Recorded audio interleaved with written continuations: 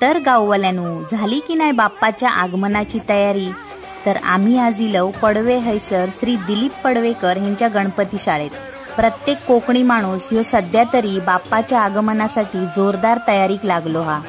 आम्ही सुद्धा आमचो बाप्पा कितपत रंगवून झालो हा आणि रंगवून झालो हा की नाय, बाप्पा कसो रंगवलो हा, ह्या सगळा बघूसाठी इलव.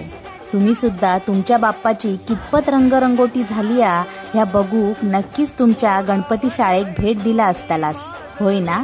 बाप्पाच्या येण्याची आतुरता यातून दिसान येता. बोला गणपती बाप्पा मोरया, मंगल मूर्ती मोरया.